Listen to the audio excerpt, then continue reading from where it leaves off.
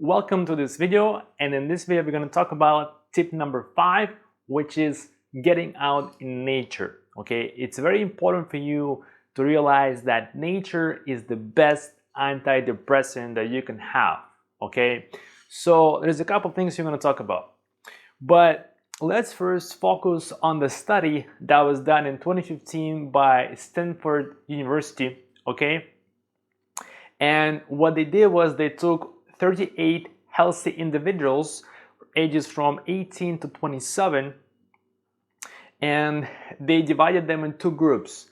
One group would take a 90-minute walk in a park nearby, okay, and the second group will go around the kind of the downtown or more kind of area with more buildings, okay, and then they're gonna measure their actual blood flow in their prefrontal cortex back in the laboratory.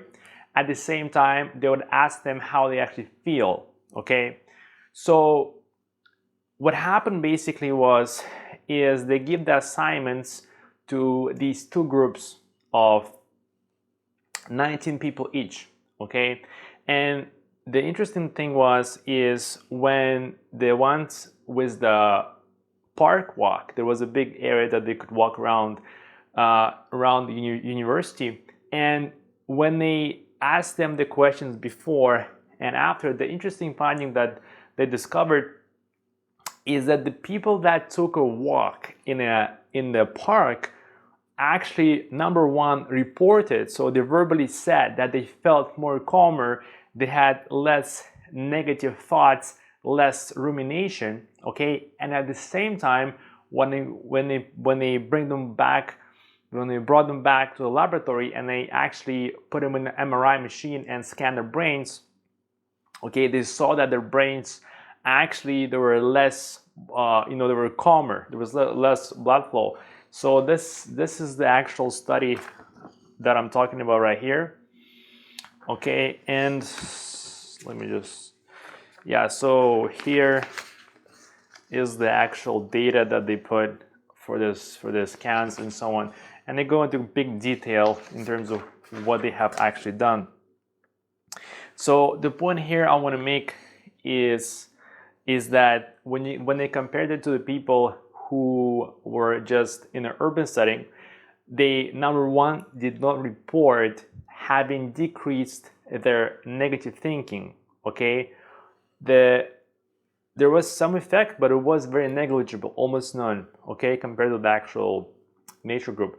And the second thing, in the brain also showed that they did not decrease, okay, their blood flow in prefrontal cortex, okay. So what happened is they realized that the nature did have an effect on people, both in their brain and how people actually, actually feel, so in their own self-report. And so I want to take a look at one more study that was done back in 1970 in Michigan State Prison. And this is a cool study because the way that the prison was built is there was maybe not the exact 50-50 split, but it was very close to a 50-50 split between how the prison cells were constructed. And the prisoners were of the same kind, okay? There were younger ones and there were older ones. And in this particular case, they were more concerned with the older prisoners because they seemed to have a lot of sick calls or health problems. And this guy, Moore, let me just get the study here. So yeah, Ernest Moore, and the study is right here. So this guy wanted to see, what was happening with the health of older prisoners. So what happened basically, he was looking at the layouts and what the prison ate, the sounds, and how much control prisoners had in their lives, and so on. And he found some very interesting data. So the first thing I'm gonna show you is he found that individuals or prisoners who had cells that were looking over to farmland or nature of some kind, okay, had about a 5.5% less, sick calls during the year, okay, and I'll show you how I got the 5.5%. So I just want to quickly get here the actual see. Okay, so this over here, if you look over here in this column over here, there's two numbers. Just subtract the top one from the bottom one and you get the 5.5%.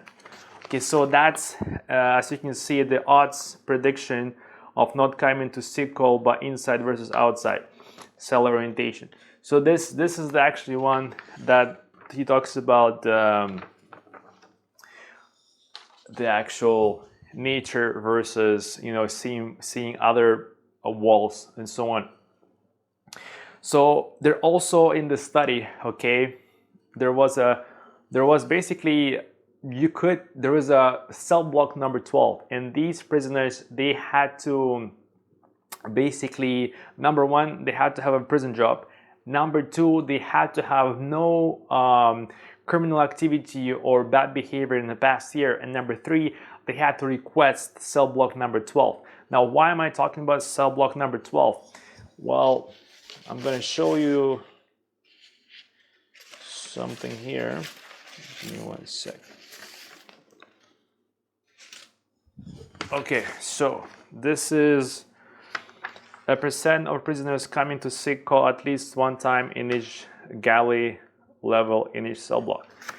So one of the biggest things you'll notice that this cell block number 12 doesn't get a lot of sick people.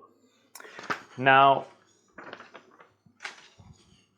the cell block number 12 had that what I just mentioned.